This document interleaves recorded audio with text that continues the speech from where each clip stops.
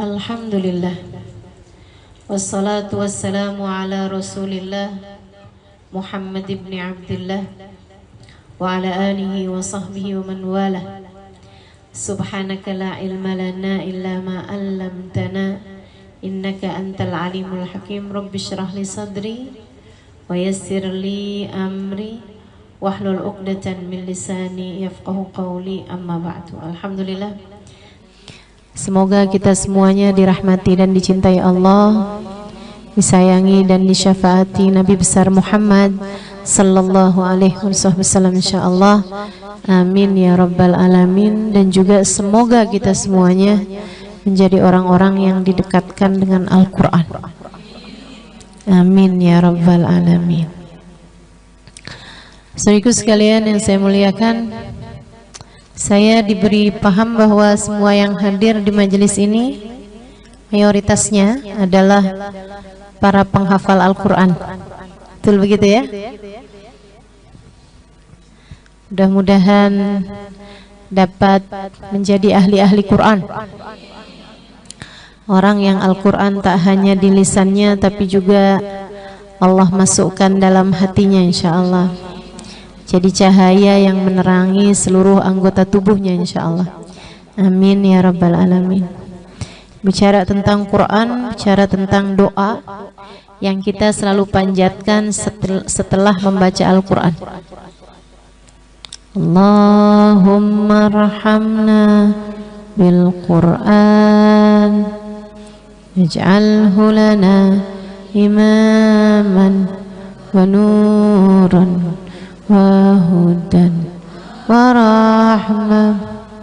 Allahumma dhakkirna minhu ma nasina wa 'allimna minhu ma jahilna warzuqna tilawatahu ana al-laili wa atrafan nahar waj'alhu lana hujjatan ya rabbal alamin. Allahumma arhamna bil Quran. Ya Allah, sayangilah kami dengan sebab Al-Quran. Karena ada orang yang disayangi dengan berkah Al-Quran, ada yang justru sebaliknya. Rubba qari'il Quran wal Qur'anu yal'anuh, kata Nabi Muhammad. Ada berapa banyak orang membaca Al-Quran sementara Al-Quran melaknat dia. Ada orang-orang yang membaca Al-Quran sementara Al-Quran melaknat dia. Teman-teman saya sekalian, bahkan dunia ini memiliki sejarah-sejarah orang-orang yang menghancurkan Al-Quran, menghancurkan Islam, sementara dia adalah orang yang hafal Al-Quran. Kita kenal Mustafa Kemal Atatürk dari Turki. Itu dia hafal Al-Quran sejak usia 10 tahun.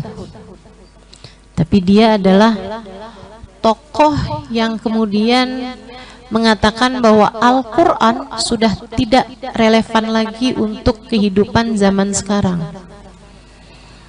Sehingga dia kemudian menjadi tokoh sekuler ya di Turki sana, dan membawa paham sekulerisme sampai di zaman sekarang ini. Namun alhamdulillah beberapa puluh tahun belakangan semoga Islam dikembalikan di bumi Turki, kejayaannya dengan pemimpin-pemimpinnya yang memang sudah tidak lagi sama, tidak lagi menganut sekulerisme gitu. Sebelum itu, di masa-masa sebelumnya, ratusan tahun, bahkan 1000 tahun lebih dari masa itu, kita tahu bahwa orang yang membunuh Sayyidina Ali dengan pedangnya yang sudah dibubuhi racun selama 40 hari.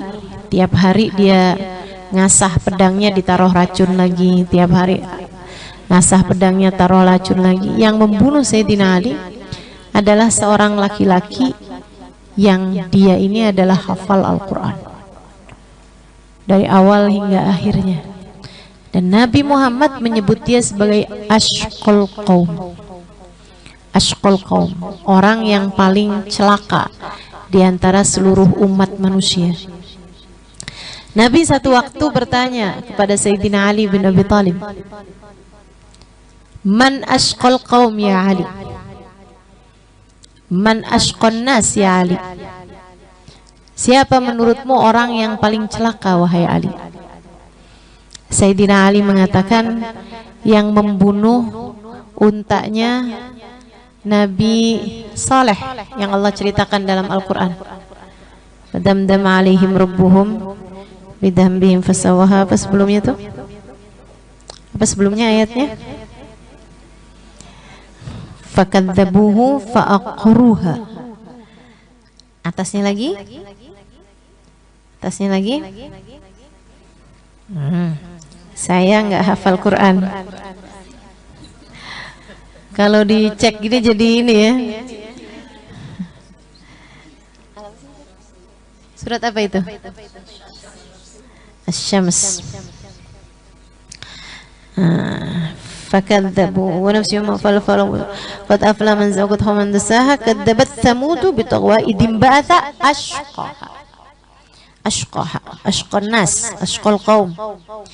Kata Allah Subhanahu wa taala tentang jiwa, wa nafsin wa masawaha, manusia dan apa yang demi manusia, demi jiwa manusia dan apa yang telah diperbuatnya. Fa alhamaha fujuraha wa taqwaha. Kami ilhamkan, kami kasih tahu kepada satu jiwa jalan benernya sama jalan enggak benernya, jalan takwanya sama jalan fujurnya, jalan keburukannya. Qad aflaha man zakkaha, beruntung orang yang mensucikan jiwanya, sebagaimana wa qad khaba man dassaha, rugi orang yang mengotori jiwanya tersebut. Kadzabat Tsamudu bitaghwaha, kaum Tsamud telah mendustakan Allah Subhanahu wa taala dan melampaui batasnya dengan idim ba'atha ashqaha, ketika mereka telah mengutus orang yang paling celaka. Nah ini nih, orang yang paling celaka. Idim ba'atha ashqaha. Faqala lahum Rasulullah naqatallahi wa suqiyaha. Rasulullah yaitu Nabi Saleh berkata kepada kaumnya, biarkanlah untanya Allah Subhanahu wa taala, wa suqiyaha, dan biarkanlah dia minum, ya, biarkanlah dia dengan minumannya tersebut. Fakadzabuhu faaqruha, mereka mendustakan firman Allah Subhanahu wa taala tersebut, malah justru menyembelih untanya tersebut. Siapa yang nyembelih untanya Nabi Saleh? Yang nyembelih adalah ashqan nas ini tadi, orang paling celaka. Jadi begitu Sayyidina Ali ditanya, "Man ashqan nas ya Ali?" Siapa orang paling celaka? Ashqal qaum, orang yang paling celaka di antara kaum nih, di antara umat nih. Siapa dia? Maksudnya beriman tapi celaka gitu. Kalau orang yang nggak beriman dan celaka, Fir'aun ada, Haman ada, banyak, Namrud ada. Tapi yang beriman dan dia celaka, siapa dia wahai Ali yang paling celakanya? Oh, yang bunuh untanya Nabi Saleh ya Rasulullah. Idim ba'atha ashqaha. Kata Nabi Muhammad, huwa ashqal awwalin. Yarhamukillah. Huwa ashqal awwalin. Dia adalah orang paling celaka dari umat terdahulu. Wa man ashqal akhirin. Dan menurutmu wahai Ali, siapa orang paling celaka dari umat zaman akhir ini, yang sekarang-sekarang nih? Siapa dia? Sayyidina Ali bilang, Allah wa rasuluhu a'lam. Allah dan Rasulnya yang lebih tahu. Nabi Muhammad kemudian menjawab, yang akan membunuhmu nanti wahai Ali. Jadi itu dari mulai masih hidup Sayyidina Ali tahu bahwa dia akan dibunuh. Meninggalnya itu dalam keadaan sebabnya adalah dibunuhnya oleh orang muslim, tapi yang paling celaka. Ini dia nih, orang muslim yang paling celaka. Saudara sekalian yang saya muliakan, dia ini najemin pedangnya setiap hari dari mulai beberapa bulan sebelumnya.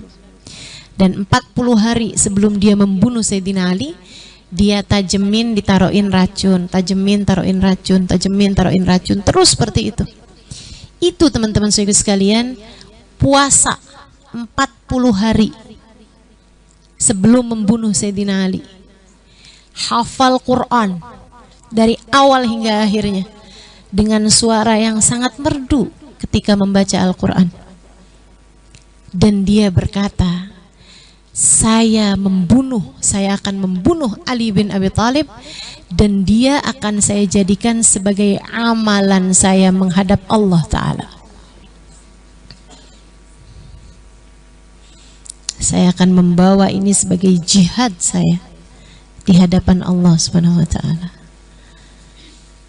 Kayak Nabi Muhammad menyebutnya sebagai asqal akhirin, orang paling celaka.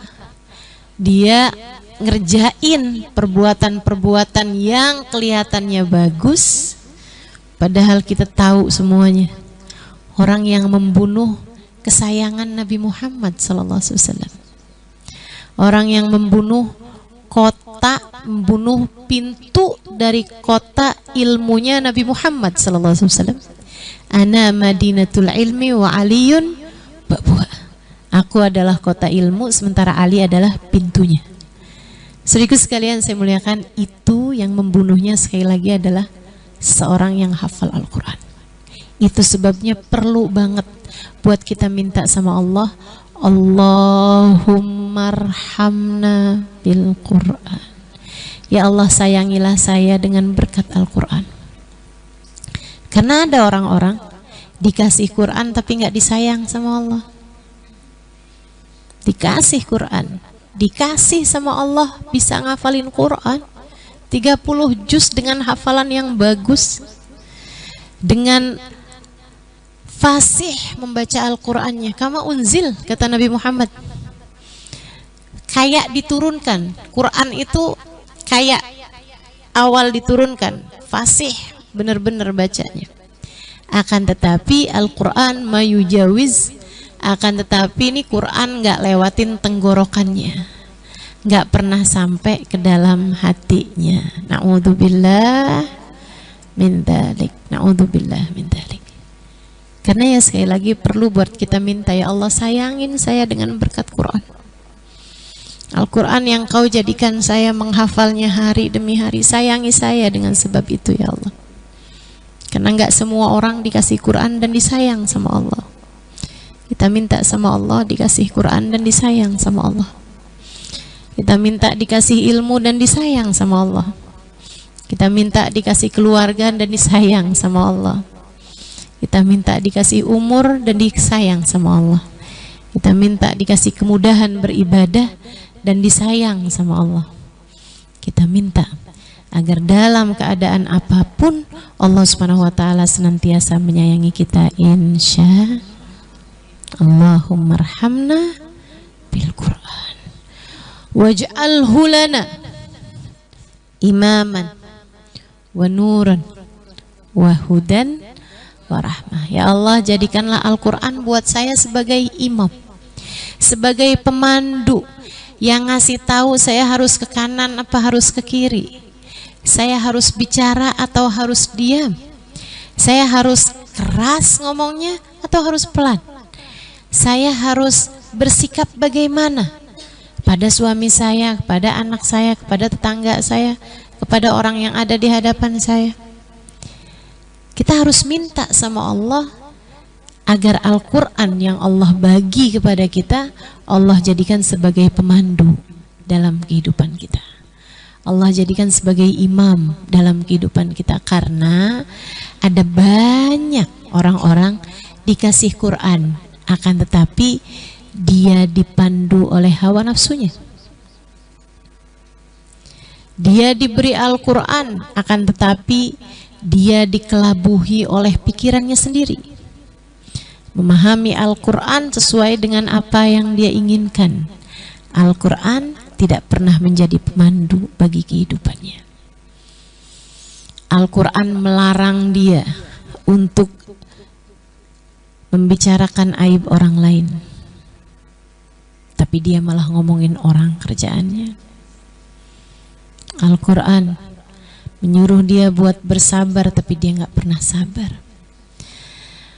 Fawailul lil musallin alladzina hum an salatihim sahun.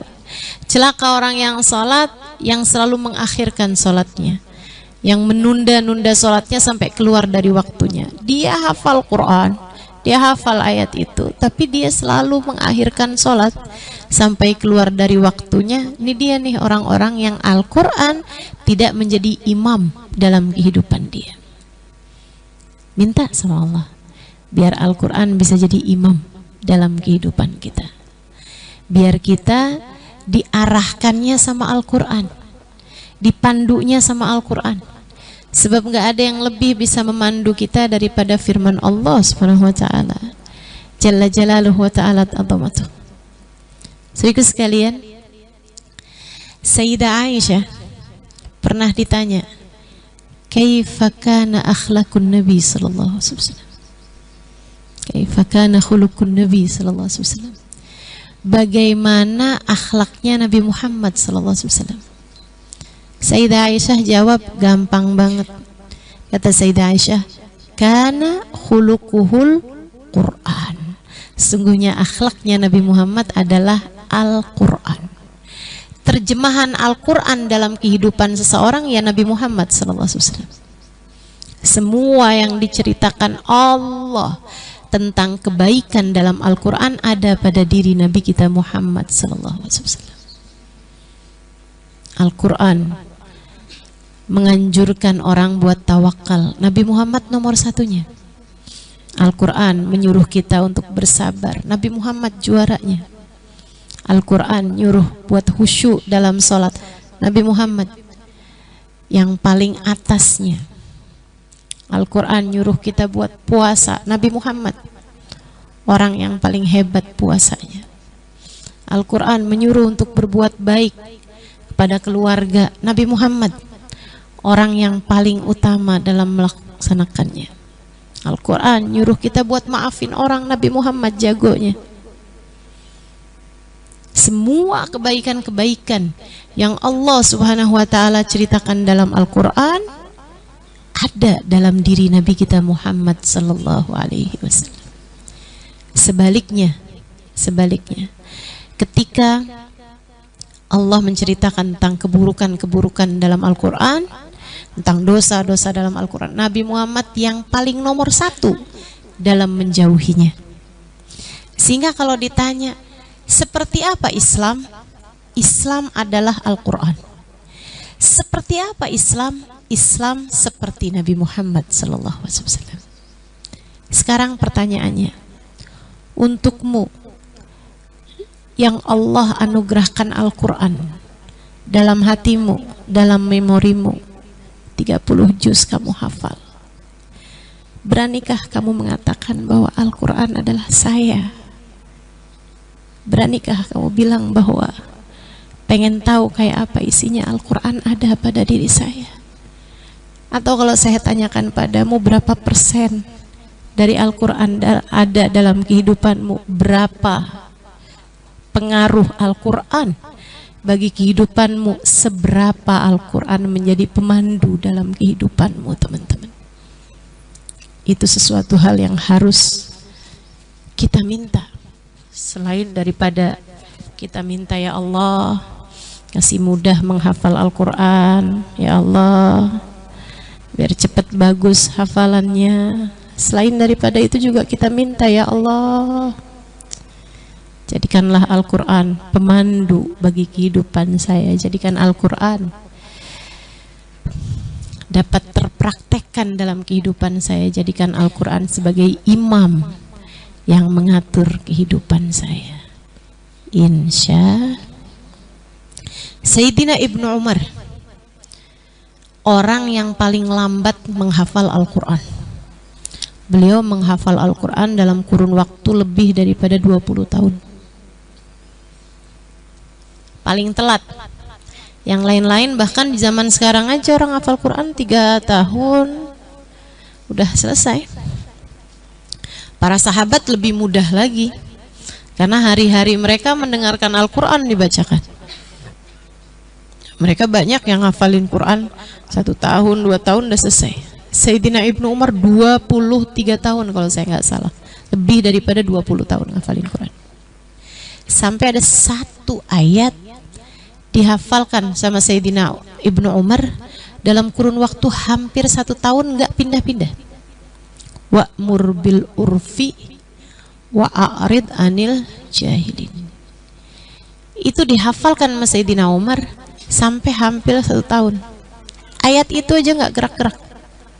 Ketika ditanya, mengapa engkau melakukan hafalanmu lama sekali wahai Ibnu Umar? Kata beliau, saya tidak akan melanjutkan ke ayat yang sesudahnya, melainkan sesudah saya dapat mengamalkannya dalam kehidupan.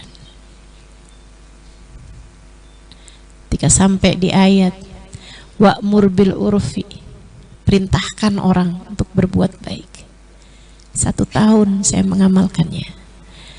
Saya amalkan kebaikan dari diri saya, kemudian saya ajarkan orang untuk berbuat baik. Wa'arid anil jahilin, jangan peduli, berpalinglah kamu dari orang-orang yang bodoh. Kalau ada lihat orang lagi ngomongin orang, kamu melipir. Kalau lagi ada orang bikin-bikin kemaksiatan, kamu jangan deket-deket. Kalau ada orang lagi buat-buat fitnah, kamu jangan deket-deket. Sekarang nih, kalau kamu buka televisi isinya ghibah, isinya ngomongin barang-barang yang kita nggak ada perlunya, atau bahkan barang-barang yang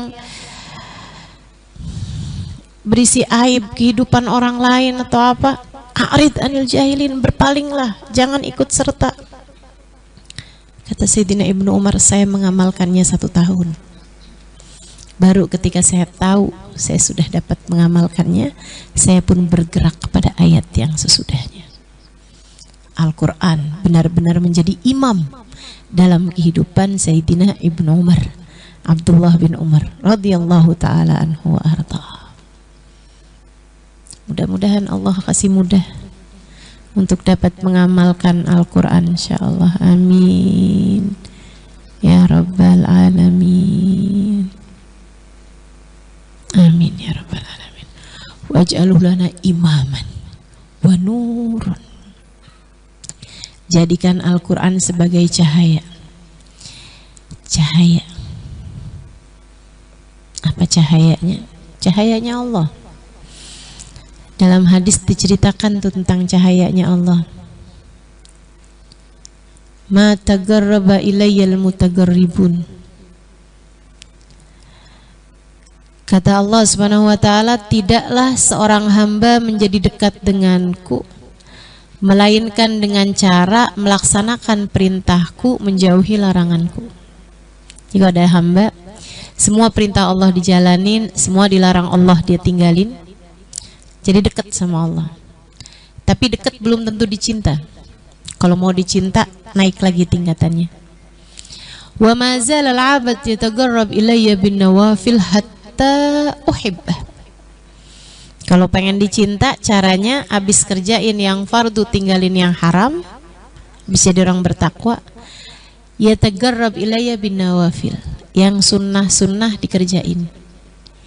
Yang sunnah itu bukan hanya sholat sunnah, puasa sunnah, zikir dan lain sebagainya, bukan. Tapi lebih kepada belajar buat senyum kalau ketemu, belajar buat ngomongnya yang bagus, belajar buat hatinya yang tulus. Sunnahnya Nabi Muhammad. Belajar nggak benci sama siapapun, terus dikerjain. Belajar ikhlas buat sedekah, belajar yang baik sama suami, yang baik sama anak, penuh cinta kepada sesama. Itu sunnahnya Nabi Muhammad alaihi wasallam. Cara kehidupannya Nabi Muhammad alaihi wasallam. Orang kadang-kadang zaman sekarang kalau disebut sunnah, kalau laki-laki mikirnya pelihara jenggot, ya gitulah. Padahal bicara nggak kasar, tidak mudah menyalahkan orang lain, itu jauh lebih sunnah daripada sekedar pelihara jenggot. tidak mengkafirkan orang, tidak membid'ahkan orang, menebarkan rahmat, jauh lebih sunnah. Perempuan kalau dibilangin sunnah, apa tuh? Mau dipoligami.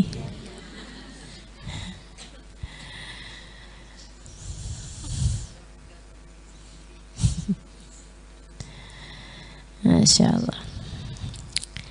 Ada yang jauh lebih sunnah daripada yang orang sebut sebagai sunnah. Itu tadi, jaga akhlak, jaga adab, jaga perilaku, jaga hati, jaga niat. Masya Allah. Nggak cinta dunia, belajar buat ngurangin cinta dunia di hati. Belajar buat nggak benci sama siapapun. Sunnah. Wa mazal al-'abd yatagarrab ilayya bin nawafil. Kalau aku lihat ada hambaku, hatinya, akhlaknya, perilakunya mirip sama Nabi Muhammad, karena dia mengikuti sunnahnya Nabi Muhammad. Hati Nabi Muhammad enggak cinta dunia, hati dia juga sama enggak cinta dunia. Hati Nabi Muhammad ikhlas, penuh ketulusan terhadap siapapun, dia juga gitu. Hatinya ikhlas, selalu penuh ketulusan terhadap siapapun.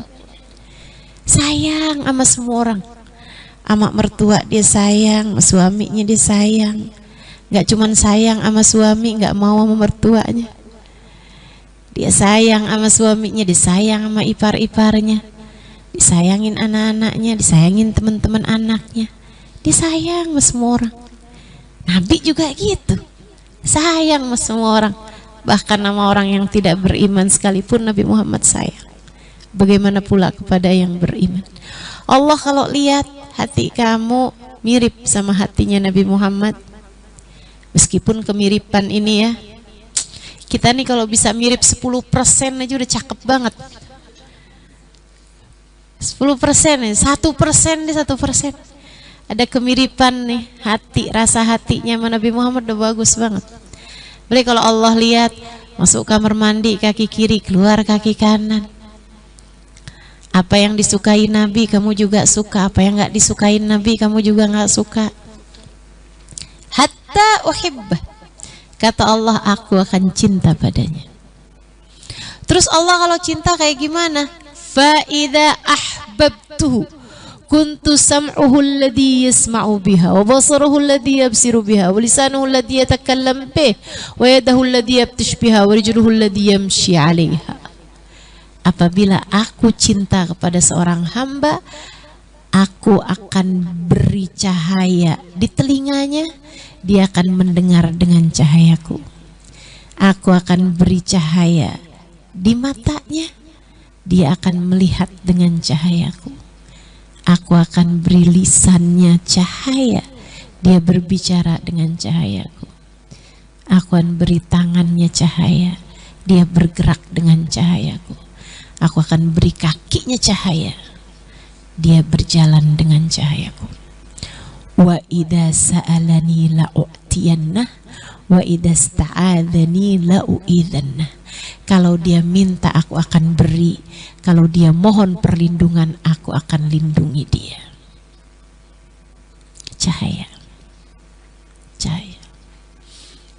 Minta sama Allah biar Al-Quran jadi cahaya. Al-Quran, Allah kalau udah cinta sama seseorang, Allah lihat dia ngafalin Quran, dia berusaha mempelajari Quran, dia berusaha memahami Al-Quran, Allah jadikan Al-Quran cahaya dalam hatinya. Itu kayak setrum, kayak setrum. Hati itu kalau udah dicahayain jadi kayak setrum, semuanya akan teraliri dengan cahaya. Jadi saklarnya di situ tuh, di hati. Allah taruhkan cahaya di hatinya, kemudian teranglah semuanya. Matanya terang, melihat kebenaran. Telinganya terang, mendengar kebaikan. Lisannya terang, hanya mau bicara yang bagus-bagus. Gak bisa bicara yang jelek-jelek. Gak bisa ngomong kasar. Bukan masalah ya saya belajar buat nggak ngomong kasar, bukan, tapi emang nggak bisa ngomong kasar. Ada, nggak bisa ngomong kotor, nggak bisa. Kenapa gitu? Cahaya di lisannya teman-teman, nggak bisa. Bahkan sebagian orang ngomong nggak manfaat, nggak bisa, lisannya nggak bisa ngomong nggak manfaat. Sebagian yang lain ngerti kalau ketemu barang haram, ada cahaya, setrumnya kuat banget. Begitu disuguhin makanan ada barang haramnya, langsung anggota badan saya yang 7 menolak semua jenis yang haram. Katanya Habib Abdullah bin Husain bin Tahir, a'dha'is sab'ah ma ya'rif fi'si rabbah. Anggota badan saya yang 7, mata, telinga, lisan, tangan, kaki, perut, farji, nggak ngerti caranya berbuat maksiat pada Allah Subhanahu wa taala. Guru saya Sayyidil Habib Umar bin Hafid, guru beliau namanya Habib Muhammad bin Abdullah Al-Haddar. Pas ngeliat Habib Umar, dia bilang kepada anak-anaknya, waktu Habib Umar masih muda, masih belum nikah, yang akhirnya dijodohkan sama putrinya Habib Muhammad bin Abdullah Al-Haddar, Ubabah Nur, dan menikah dengannya. Dari keduanya saya berguru, Ubabah Nur dan Habib Umar bin Hafid, mudah-mudahan diakui jadi muridnya. Itu teman-teman saya sekalian, Habib Muhammad bin Abdullah Al-Haddar ngelihat Habib Umar bin Hafid, dia bilang, hadzal fata ma ya'rif tariqal ma'siyah. Anak muda ini nggak ngerti caranya bikin dosa. Caranya bikin dosa aja nggak ngerti, gimana ngerjainnya. Kita ahli bener, kita paham banget caranya bikin dosa. Masya Allah, Masya Allah. Hamba-hamba tercinta di sisi Allah, cahaya memandu mereka. Saudara sekalian, Sayyidina Umar bin Khattab radhiyallahu taala anhu arda, satu waktu ada seorang pemuda cerita sama yang lain. Dia bilang, saya barusan nih habis ngadep Sayyidina Umar. Saya cerita sama beliau, saya mengadu kepada beliau beberapa permasalahan, melaporkan beberapa permasalahan. Saya jujur kepada apapun yang saya sampaikan kepada Sayyidina Umar, sebab setiap kali saya bohong, Sayyidina Umar bilang, kuf an hadha, yang ini nggak usah kamu omongin. Tiap kali saya mau bohong, yang ini kamu jangan omongin. Stop, yang ini jangan omongin. Saya cerita lagi yang lain-lain, benar. Begitu saya mau bohong, kata Sayyidina Umar, yang ini jangan kamu omongin. Dia bilang, bagaimana mungkin Sayyidina Umar bisa tahu kebohongan itu, teman-teman saya sekalian. Telinga tuh kok dapet cahaya dari Allah sampai bisa tahu. Telinganya udah lengkap dengan sensor anti kebohongan. Apa tuh namanya tuh, detektor kebohongan, itu udah Allah pasangin di telinganya, sehingga langsung detektor kebohongan itu ya, nggak pakai dia ngomong, Sayyidina Umar udah paham. Orang dikasih cahaya. Sayyidina Uthman ibn Affan alaihi ridwanullah, satu waktu ada seorang pemuda mau hadir majelisnya Sayyidina Uthman. Habisnya itu di tengah jalan dia kelihatan ada perempuan cantik. Dia pun berhenti sejenak menikmati pemandangan itu, pemandangan haram itu.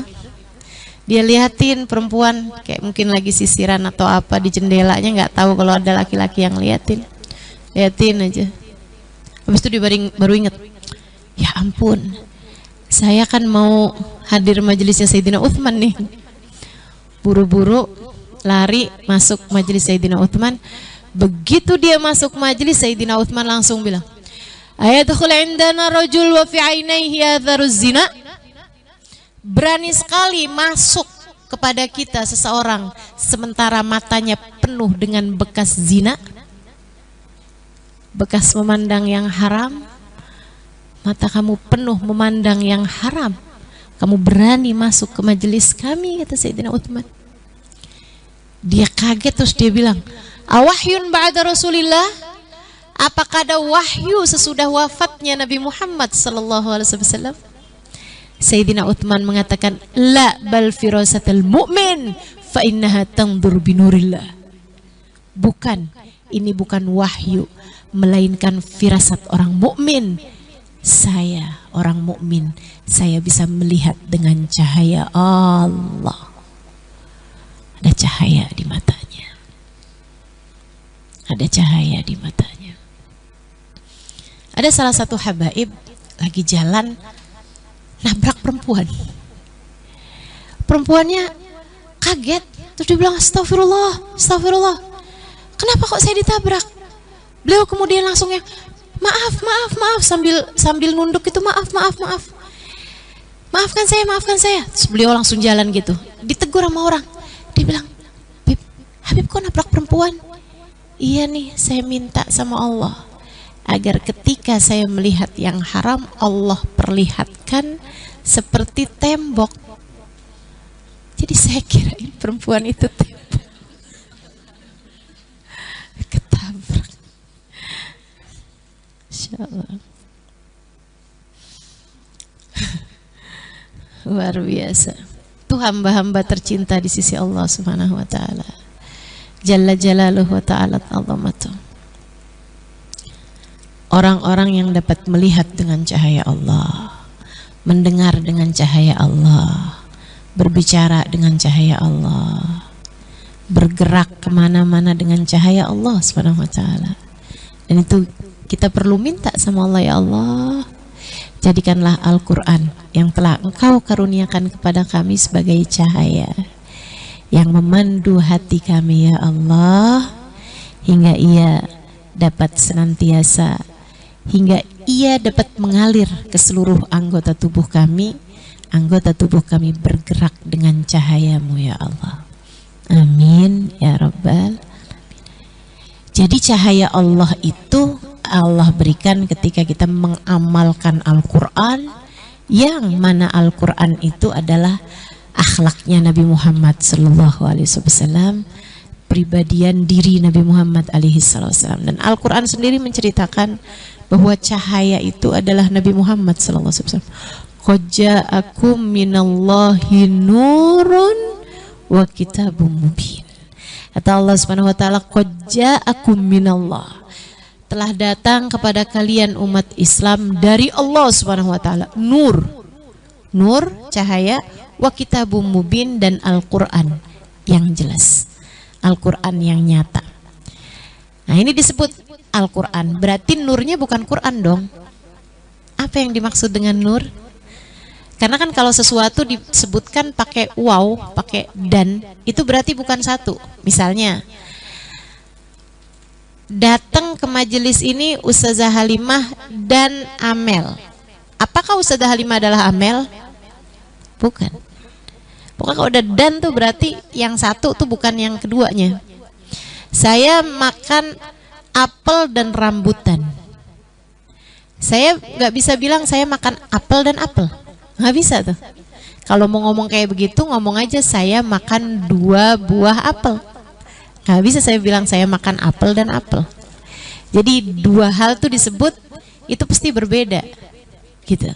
Karenanya Allah Subhanahu wa taala ketika bilang qad ja'akum minallah, telah datang kepada kalian dari Allah Subhanahu wa taala nurun, cahaya, wa kitabum mubin, dan kitab Al-Quran yang jelas. Berarti nurnya bukan Quran. Apa yang dimaksud dengan nur? Nabi besar Muhammad sallallahu alaihi wasallam.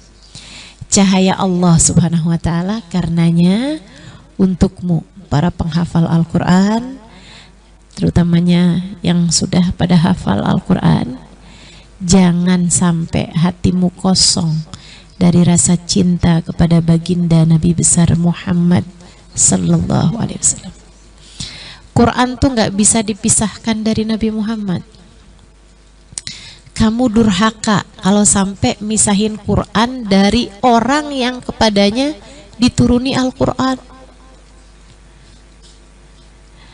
Yang dituruni Al-Quran tuh Nabi Muhammad sallallahu alaihi wasallam. Bagaimana mungkin kamu berharap Al-Quran menjadi cahaya sementara hatimu kosong dari mencintai seseorang yang Al-Quran turun kepadanya?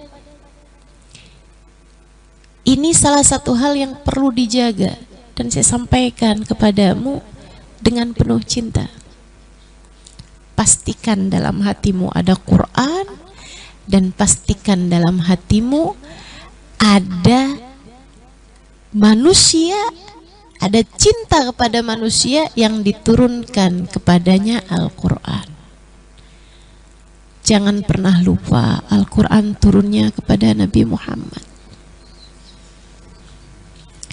Jangan pernah lupa Al-Quran turun kepada Nabi Muhammad. Saya kalau baca Quran terus saya ingat gitu, Nabi Muhammad membaca ayat yang sama yang saya baca. Saya jadi GR gitu. Gede rasa hati saya, Allah, Kau izinkan kepada saya yang hina dina ini untuk melafalkan sesuatu yang dilafalkan manusia agung Nabi Muhammad sallallahu alaihi wasallam. Saya nggak hafal Quran, tapi saya kalau baca Quran, saya ingat Nabi Muhammad membaca yang sama, saya gede hati gitu. Saya ingin kamu juga merasa hal yang sama, bahkan lebih lagi. 30 juz Al-Quran yang ada dalam hati Nabi Muhammad ada pula dalam hatimu. Nggak GR tuh. Mungkin itu sebabnya saya jadi nggak hafal seluruh Quran ya. Kegeeran kayaknya nih. Kalau dikasih hafal seluruh Quran bisa GR banget. Masya Allah, teman-teman saudaraku sekalian, beruntung sekali dirimu itu. Jangan pernah kosong hatimu dari mencintai baginda Nabi besar Muhammad. Sebab beliau adalah cahaya Allah. Cahaya Allah Subhanahu wa ta'ala. Allah menyebutnya sebagai cahaya. Ma awwalu syai'in khalaqahullahu qabla al-asya. Wahai Rasul, apa yang pertama kali Allah ciptakan sebelum segala sesuatu?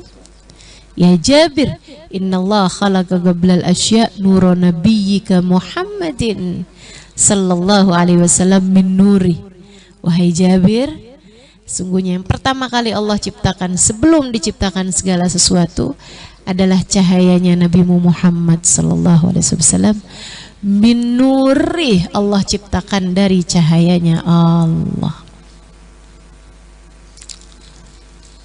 Kalau urusan cahaya, deketi Nabi Muhammad. Deketi Nabi Muhammad. Saya aja kalau lagi sumpek gitu, lagi sumpek, lagi galau, lagi susah, atau saya lagi nggak benar, saya ngerasa hati saya kok gini ya, ada perasaan-perasaan yang salah gitu, lagi kesel sama suami misalnya, ya namanya orang kan. Emang Ustazah pernah kayak gitu? Nah saya kan nggak terbuat dari tepung.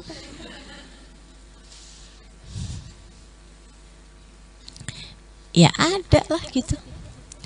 Nah kalau lagi ada rasa-rasa yang nggak benar, ada rasa-rasa yang salah gitu, saya berusaha untuk sholawat. Saya berusaha untuk ingat Nabi Muhammad. Dan itu berasa banget.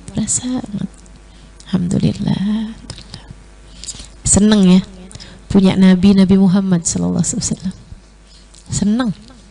Seneng bener, alhamdulillah. Enak dikasih sama Allah tuh, jalan keluarnya tuh kayak deket aja. Kalau kita nih jadi umat Nabi Muhammad, tinggal sholawatan beres, tinggal belajar lagi cinta sama Nabi Muhammad, udah enak lagi hati. Tinggal baca maulid, baca Quran, enak lagi hati. Insyaallah. Alhamdulillah. Nabi kita Muhammad sallallahu alaihi wasallam. Hati jangan kosong dari rasa cinta kepada baginda Nabi Muhammad. Karena bahkan nih teman-teman, saya tuh kan nggak hafal Quran, diulang-ulang mulu nih. Urusan nggak hafal Quran ya. Ini insecure ini apa? Insecure nih lagi kumpul sama banyak banget. Hafidhah. Teman-teman, saya nggak hafal Quran. Lagi ini diulang lagi, udah yang keberapa ini? Tapi saya suka pelajari Quran. Saya suka pelajarin Quran.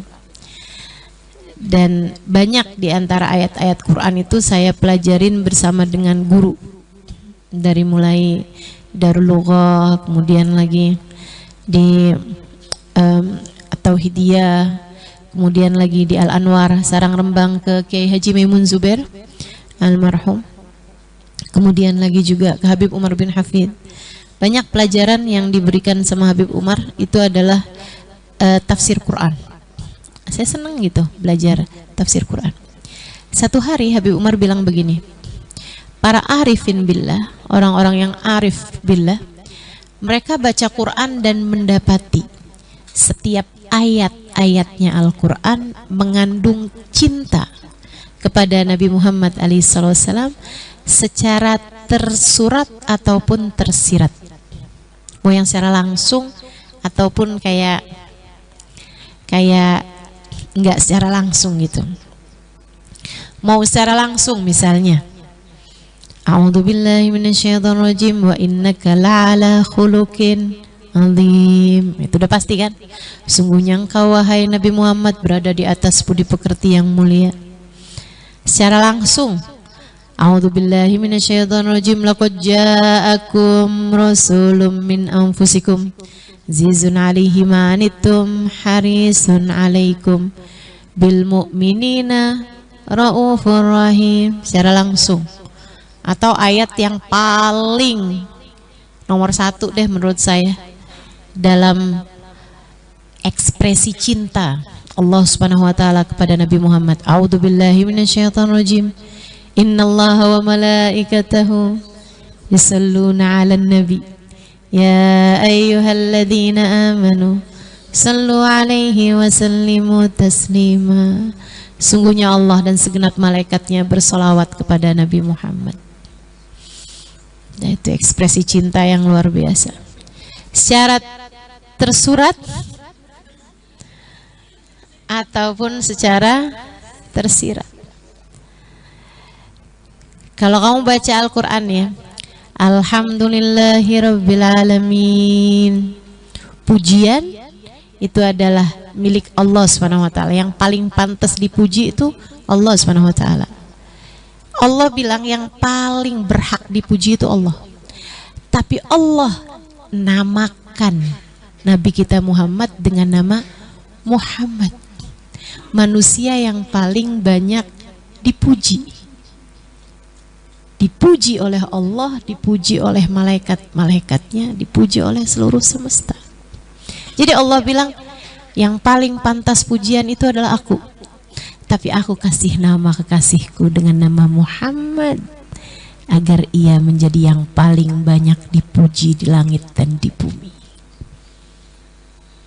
Jadi kayak tiap kali baca Alhamdulillahirabbil alamin, ada cinta yang tersirat di dalamnya kepada Nabi besar Muhammad.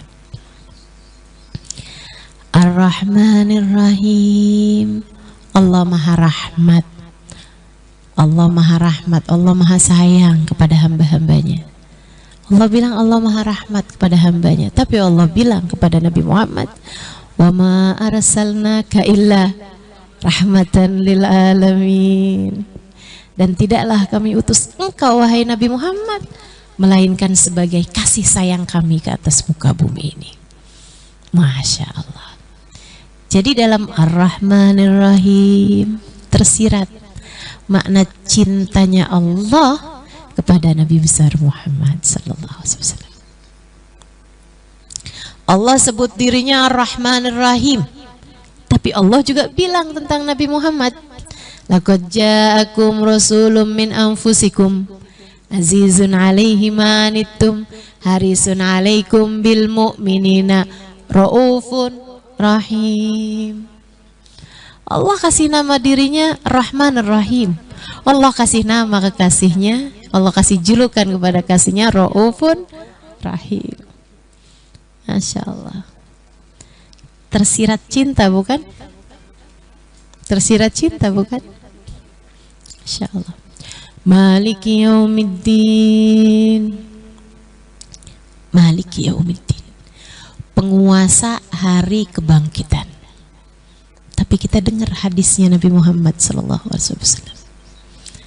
bahwasanya ketika di hari pembalasan, di mana Allah Subhanahu wa taala murka dengan kemurkaan semurka-murkanya, siapa yang hari itu memberikan syafaat? Nabi Muhammad sallallahu alaihi wasallam. Jadi kayak Allah bilang, Maliki yaumiddin, aku adalah penguasa hari kebangkitan dan aku jadikan pejabat tertingginya adalah Nabi Muhammad. Pemilik syafaat tertingginya adalah kekasihku Muhammad. Begitu teman-teman.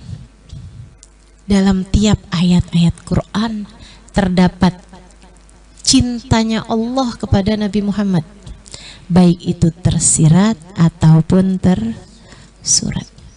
Yang tersurat banyak juga, atau tersirat lah sekurangnya. Misalnya Allah tuh ketika menyebutkan nama nabi-nabi yang lain dalam Al-Quran disebut namanya langsung. Ya Adam askun anta wa zawjukal jannah. Ya Yahya hudil kitaba biquwwah. Ya Ibrahim qad saddaqtar ru'ya. Ya Isa ibn Maryam a anta qulta linnasi ittakhiduni wa ummi ilahaini min dunillah. Semua nabi-nabinya Allah sebut dengan namanya masing-masing, kecuali baginda kita Nabi besar Muhammad. Allah nggak pernah manggil Nabi Muhammad dengan panggilan ya Muhammad. Nggak ada dalam Quran ya Muhammad. Allah sebut nama Nabi Muhammad tapi dalam konteks bercerita Muhammadur Rasulullah. Muhammad adalah utusan Allah. Tapi untuk manggil Nabi Muhammad nggak ada ya Muhammad. Adanya ya ayyuhan nabi inna arsalnaka syahidan wa mubasyiran wa nadhira. Ya ayyuhar rasul balligh ma unzila ilaika min rabbik. Kan begitu? Disebut sama Allah dengan julukannya. Kayak kita nggak sopan kalau kita lagi pergi ke dokter kita panggil namanya aja. Pasti kita sebut dokter sebagai penghormatan. Bu guru, Pak guru sebagai penghormatan. Ustadzah, ustadz sebagai penghormatan, kita panggil dengan gelarnya. Saudara sekalian saya muliakan, Allah begitu kepada Nabi Muhammad SAW. Atau dengan panggilan-panggilan kesayangan. Ya ayyuhal muzammil, ya ayyuhal mudaththir. Wahai yang berselimut, wahai yang menutupi dirinya. Kayak kita kalau kayak suami kalau lagi sayang sama istrinya suka gigit bibir kalau lagi panik misalnya. Yang suka gigit bibir. Gitu. Keadaan-keadaan yang dianggap lucu, yang dianggap menyenangkan, Allah memanggil kekasihnya dengan yang seperti itu. Ya ayyuhal mudaththir, wahai yang sedang berselimut. Ya ayyuhal muzammil, wahai yang menutupi dirinya dengan kain, dengan selimut. Atau dengan pendekan-pendekan, panggilan yang dipersingkat. Ini anak-anak zaman sekarang nih kan suka banget tuh kayak gitu. Gitu ya, kesayanganku disingkat menjadi sayang, disingkat menjadi say atau yang. Nah gitu. Singkat gitu. Allah kayak gitu sama Nabi Muhammad, kata Allah Yasin wal Qur'anil Hakim innaka laminal mursalin.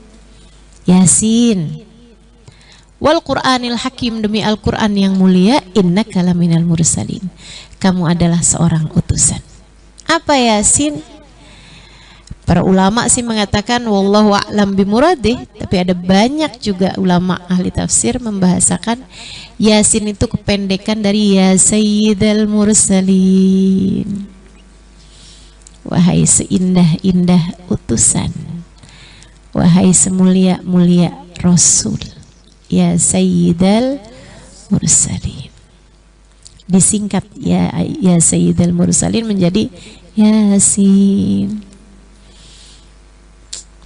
Penuh Quran sama cinta Allah Subhanahu wa taala kepada baginda kita Nabi besar Muhammad sallallahu alaihi wasallam.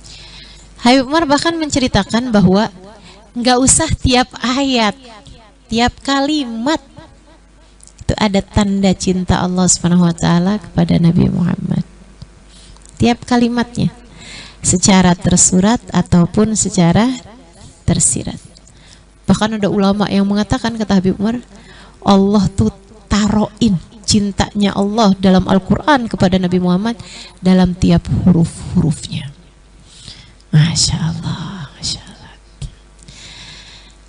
Kalau kamu ngerti bahwa dalam Quran itu penuh dengan tanda cinta Allah kepada Nabi Muhammad, bagaimana mungkin kamu mau menghafalkan Al-Quran, pengen Al-Quran ada dalam diri kamu, dalam hati kamu, tapi kamu nggak mau cinta kepada Nabi Muhammad?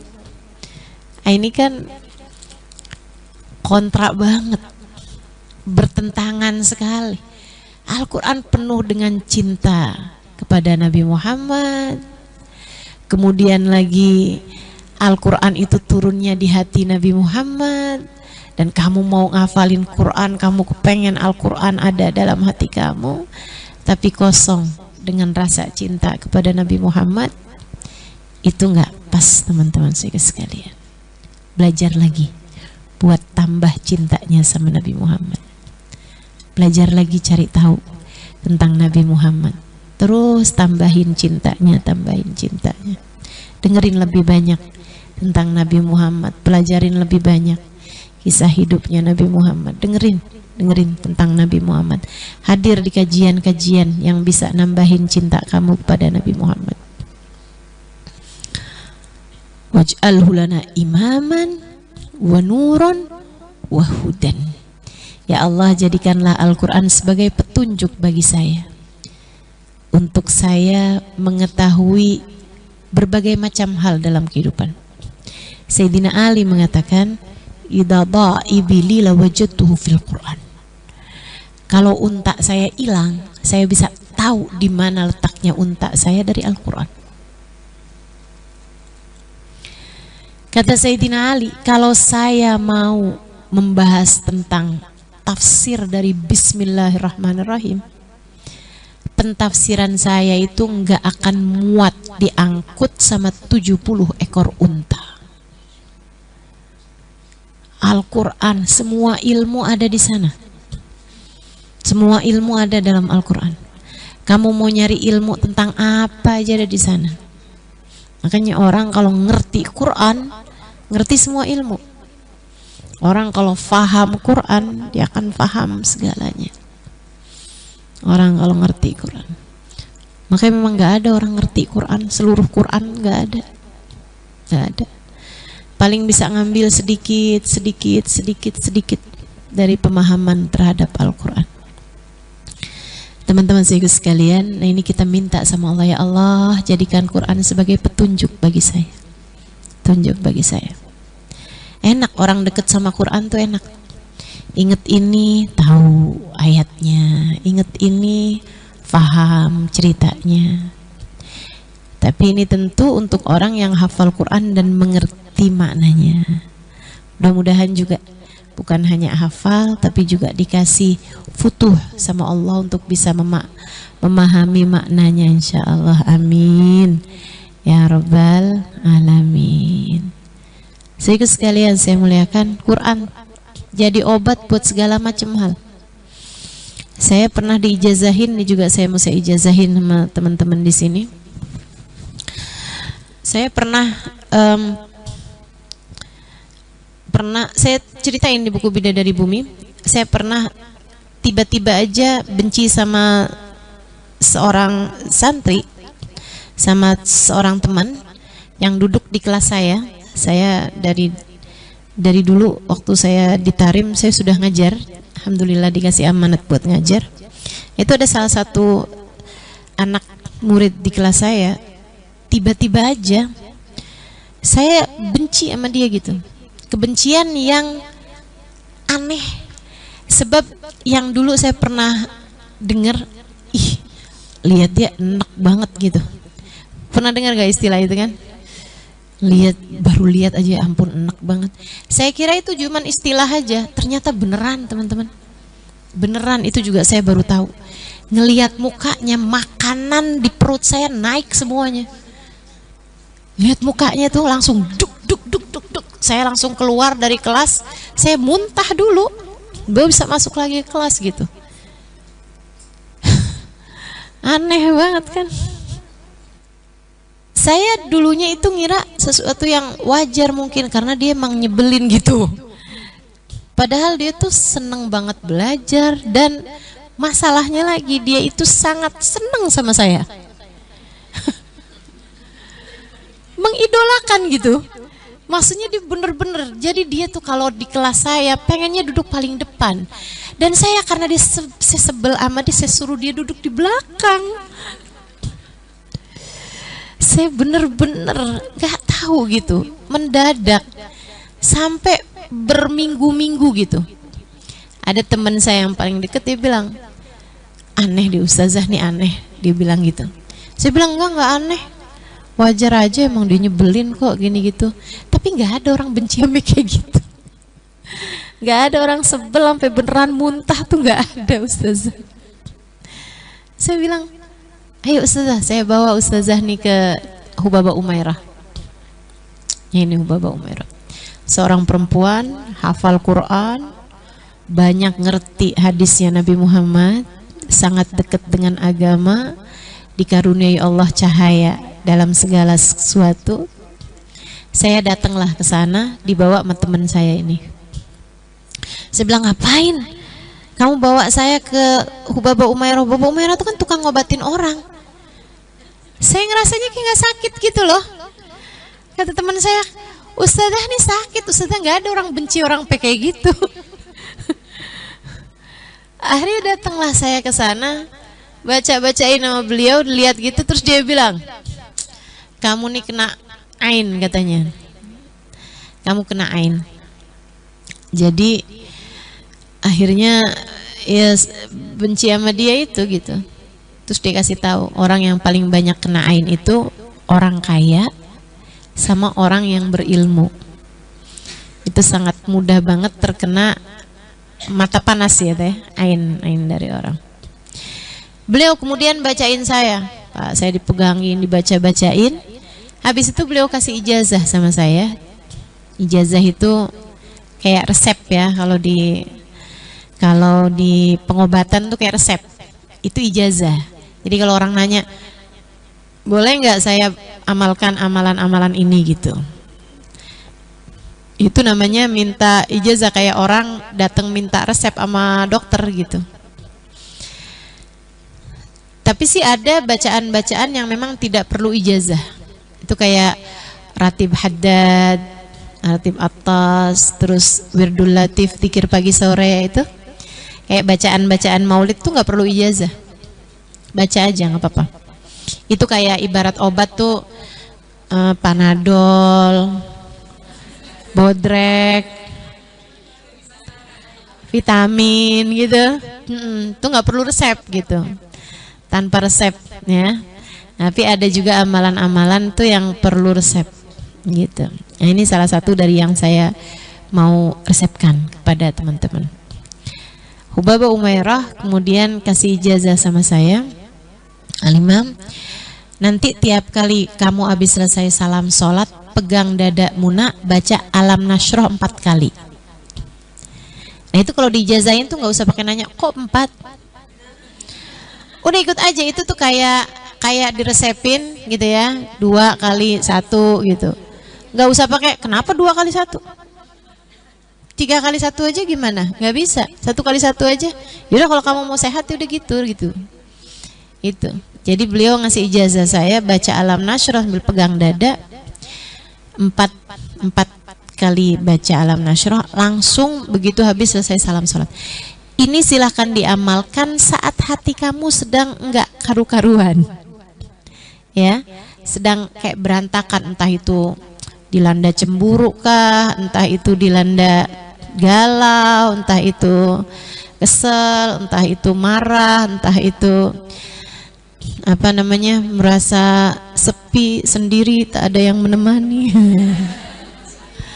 gundah gulana, menderita, merana, pokoknya gitulah rasa-rasa yang nggak enak gitu. Silahkan diamalkan. Kalau hati lagi biasa-biasa aja sih ya baca zikiran yang biasa aja itu ya. Dari istighfar subhanallah 33 kali, ayat kursi kan begitu? 33 subhanallah, 33 alhamdulillah, 33 Allahu akbar. Akhiri dengan la ilaha illallah wahdahu la syarikalah lahul mulku wa lahul hamdu yuhyi wa yumiitu wa huwa ala kulli syai'in qadir. Ini kalau hati lagi berantakan nih, Al-Qur'an nih bisa jadi hudan, bisa jadi petunjuk. Itu kan kalau kita mengamalkannya dalam keadaan-keadaan tertentu. Ya itu dia. Kalau hati lagi berantakan, kayaknya ada nih yang hatinya lagi berantakan di sini. Nah itu silahkan habis selesai salam sholat langsung baca Bismillahirrahmanirrahim, Alam nashrah laka sadrak, tangan kanannya pegang dadanya, baca Alam nashrah laka sadrak wa wada'na anka wizrak, diawali dengan Bismillah ya, 4 kali Alam nashrah. Saya ijazahkan, qabiltul ijazah. Fatihah ila ruhi hubaba umairah annallaha yaghfir laha wa yarhamha wa yataghasha birrahmah wal maghfirah uskinul jannah birahmati sya'allah. Al-Fatihah. Bismillahirrahmanirrahim. Alhamdulillahi rabbil alamin. Ar-Rahmanir-Rahim. Maliki yaumiddin. Iyyaka na'budu wa iyyaka nasta'in. Ihdinas siratal mustaqim. Siratal ladzina an'amta 'alaihim ghairil maghdubi 'alaihim waladdallin. Amin. Nabi pun juga banyak ngajarin sesuatu dengan pakai ayat-ayat Quran. Kayak orang yang punya banyak utang, ketika bertanya kepada Nabi Muhammad, bercerita kepada Nabi Muhammad, dia bilang, ya Rasulullah, daqat alayya dunya, ya Allah, dunia jadi sempit buat saya. Semua yang saya usahakan gagal, nih sekarang jadi bangkrut, saya punya utang di sana sini. Apa yang harus saya lakukan wahai Rasulullah? Nabi kasih arahan, idza dakhalta baitak fasallim ala ahli. Kalau kamu masuk ke dalam rumah, ucapkan salam kepada yang ada di dalam rumah. Kalau rumahnya kosong, ucapkan salam kepadaku, kata Nabi. Kita masuk rumah kosong, assalamu alayka ayyuhan nabi wa rahmatullahi wa barakatuh. Assalamu alayna wa ala ibadillahis salihin. Terus kata Nabi Muhammad, thumma qra' surat Al-Ikhlas, kemudian bacalah surat Al-Ikhlas 1 kali boleh, 3 kali boleh. Itu baca qul huwallahu ahad setiap kali masuk rumah.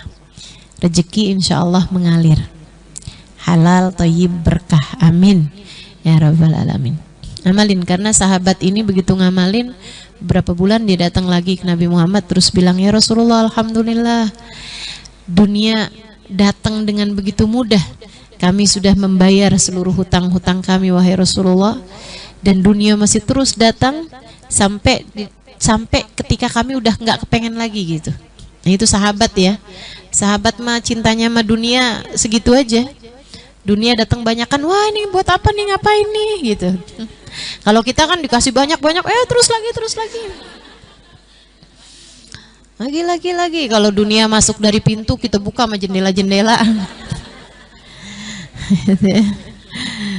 Kayaknya udah pengen nggak ada puas-puasnya gitu.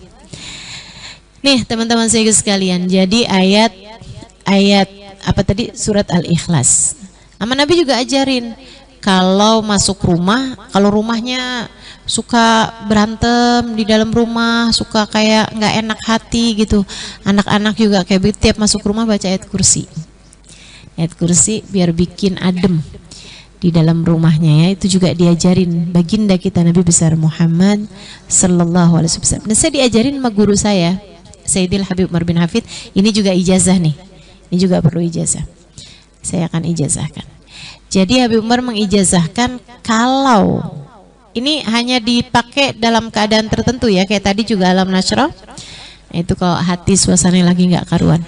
Kalau ini dibaca kalau suami istri kayak lagi nggak enak lah gitu keadaannya, kayak lagi berantem, lagi konflik, lagi selek lah gitu ya. Nah itu tiap masuk rumah baca laqad ja'akum rasulun min anfusikum. Bukan tiap masuk rumah, tiap masuk kamar. Ustazah masalahnya udah pisah kamar. Nah ini dia nih, repot nih. Kamar siapa yang perlu dibacain ya? Tiap masuk kamar yang kita biasa barengan sama suami, nah itu baca ayat laqad ja'akum rasulun min anfusikum azizun 'alaihi ma anittum harisun 'alaikum bil mu'minina raufur rahim. Nah itu dibaca. Enggak itu aja. Udah itu aja. Laqad ja'akum rasulun min anfusikum azizun 'alaihi ma anittum harisun 'alaikum bil mu'minina raufur rahim. Dibaca setiap kali masuk rumah, masuk kamar. Ya. Ya sekali aja lah.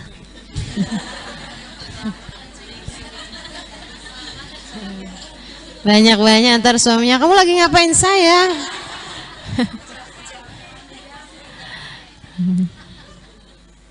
Diajarin sama Ustazah, oh Ustazah Halimah ternyata dukun.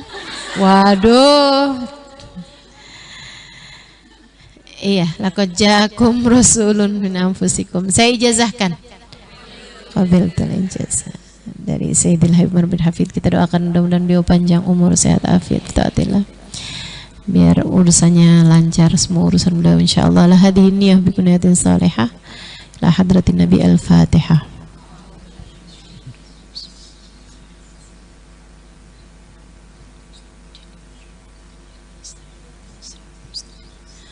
Siratal ladzina an'amta 'alaihim ghairil maghdubi 'alaihim waladdallin. Amin. Salah satu dari yang diajarkan juga untuk membaca Bismillahirrahmanirrahim 21 kali sebelum tidur. Itu kalau anaknya suka kebangun mimpi-mimpi buruk gitu.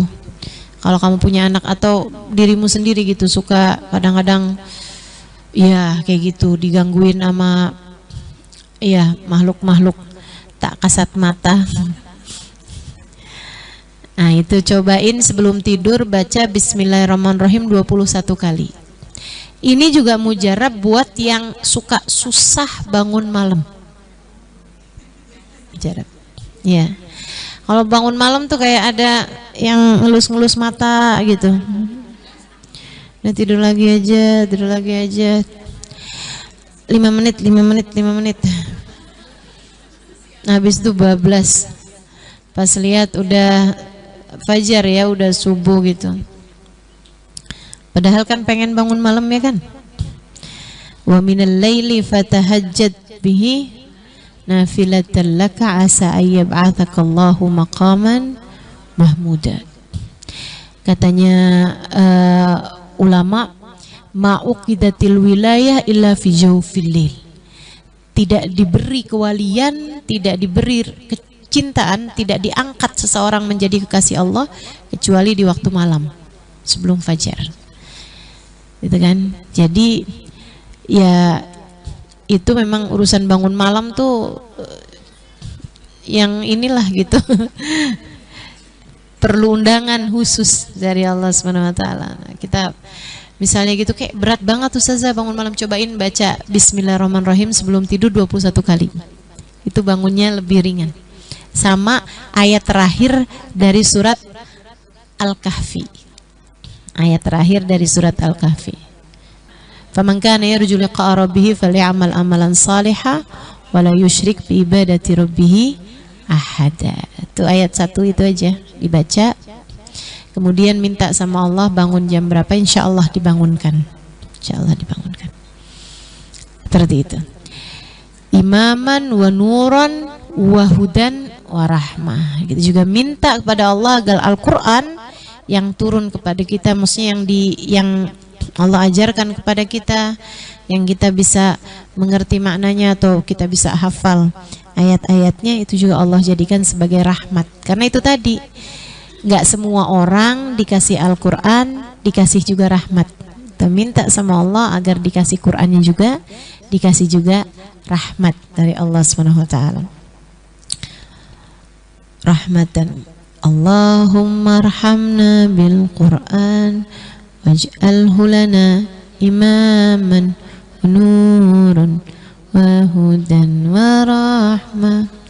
Allahumma dhakkirna minhu ma nasina wa 'allimna minhu ma jahilna warzuqna tilawatahu ana al-layli wa atrafan nahar waj'alhu lana hujjatan ya Rabbal Alamin.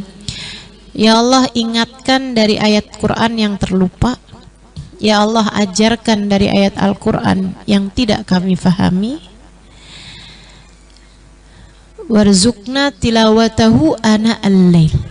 Ya Allah, karuniakan kami dapat membaca Al-Quran di waktu malam, wa atrafan nahar, dan juga ujung-ujungnya siang. Maksudnya pagi sama sore, pagi sama sore. Waj'alhu lana hujjatan ya Rabbal Alamin. Jadikanlah Al-Quran sebagai hujjah lana, la hujjah alaina. Hujjah lana itu alasan Allah memberi kenikmatan. Hujjah alaina itu alasan Allah memberi murka. Nah, kita minta sama Allah agar Al-Quran dijadikan oleh Allah SWT buat kita sebagai alasan Allah memberi kenikmatan. Karena kamu hafal Quran, silahkan masuk surga. Karena kamu hafal Al-Quran, silahkan ketemu sama Nabi Muhammad. Karena kamu cinta Al-Quran, Al-Quran menjadi pemberi syafaat bagi kamu dunia dan akhirat. Karena kamu senang Quran, cinta Quran, Al-Quran akan menjadi penyebab kamu mati dalam husnul khotimah dengan cara yang paling indah. Itu namanya Al-Quran jadi hujjah lana. Al-Quran jadi hujjah alaina, na'udzubillah. Itu adalah orang-orang yang dengan sebab Al-Quran malah justru jadi dimurka sama Allah SWT. Di akhirat nanti dia bilang, ya Allah, saya kan hafal Quran. Kata Allah, iya, tapi kamu hafal Quran hanya biar bisa ikutan lomba-lomba. Kamu udah ikutan, kamu udah menang, silahkan ambil pahalamu dari sana. Dariku, kata Allah, tidak ada. Kamu hafal Quran biar bisa diundang sana sini untuk bisa hataman Quran dan mendapatkan bayaran. Atau bahkan sebagian negara itu kan ada yang kalau hafal Quran dapat dari pemerintah gitu kan. Itu teman-teman sekalian. Na'udzubillah min dzalik. Terakhir saya mau sampaikan ijazah yang disampaikan, yang diceritakan dari Sayyidina Ali bin Abi Thalib. Sayyidina Ali itu ngadu sama Nabi Muhammad, ya Rasulullah, gampang banget sih Quran hilang dari saya. Hafal habis itu hilang. Hafal habis itu hilang. Ya Rasulullah, gimana caranya biar Allah kuatin hafalan saya? Sama Nabi diajarin tiap malam habis sholat Isya baca Sabbihisma rabbikal a'la sampai di ayat sanuqri'uka fala tansa, diulang 7 kali, kemudian lanjutkan lagi. Sanuqri'uka fala tansanya diulang 7 kali. Baca sekali aja, tapi jangan ditinggal tiap malam. Habisnya Isya gitu atau sebelum tidur, pokoknya malam lah. Baca Sabbihisma rabbikal a'la, surat Al-A'la, diulang di ayat sanuqri'uka fala tansa. Itu insya Allah mudah-mudahan jadi sebab hafalannya jadi lebih kuat. Selain daripada yang memang mesti ngafalin, mesti murojaah, mesti deres ya. Tapi itu juga silahkan diamalkan, mudah-mudahan nambahin kuat hafalan.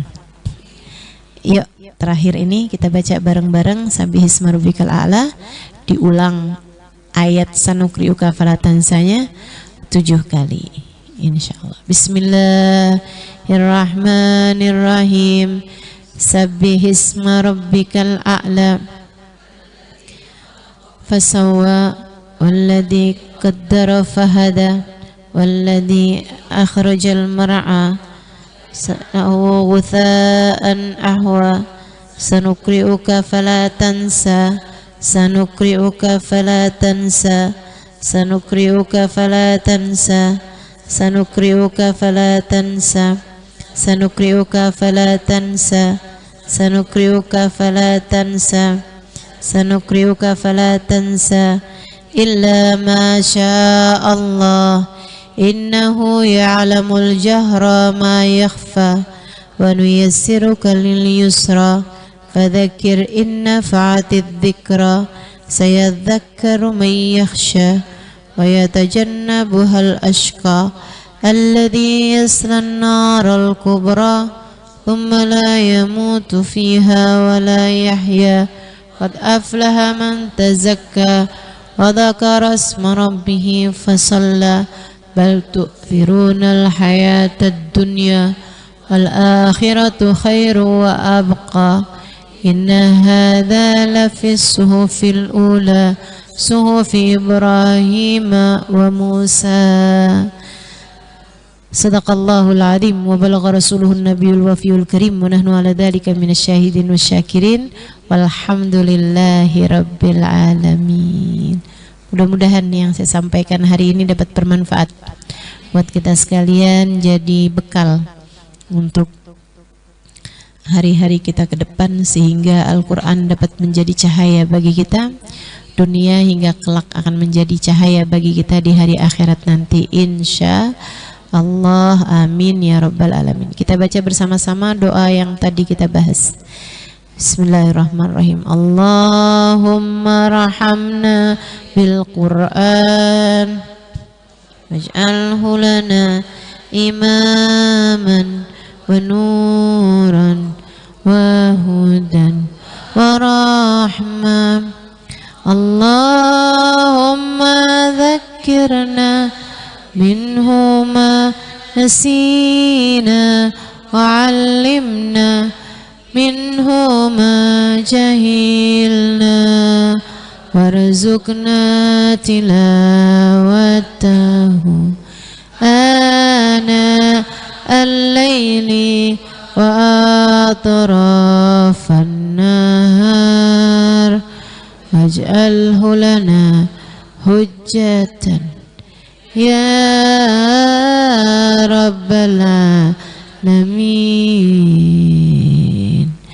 Alhamdulillah, taqabbalallah minna wa minkum, taqabbal ya karim. Mudah-mudahan bermanfaat semuanya insyaallah. Kita akan akhiri majelis kita ini dengan kita baca suratul Fatihah. Semoga apa yang kita pelajari dapat diamalkan dalam kehidupan.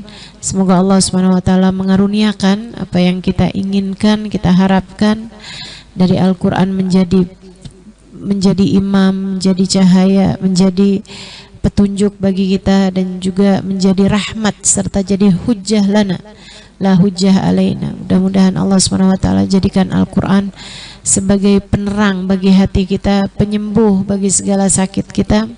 Semoga Allah Subhanahu wa taala jadikan Al-Qur'an sebagai kawan bagi kita dunia hingga akhirat nanti insyaallah. Ala hadhihi niyah wa bi kulli niyatin salihah. Kita niatkan juga yang sakit-sakit, semoga Allah karuniakan kesembuhan. Yang sulit-sulit semoga Allah Subhanahu wa taala berikan kemudahan. Dan yang sedang sempit keadaannya, entah sempit ekonominya, entah sempit hatinya, mudah-mudahan Allah Subhanahu wa taala segera lapangkan insyaallah. Ala hadhihi niyah bi kulli niyatin salihah jami'ah syamilah. Silahkan sebutkan hajat-hajat.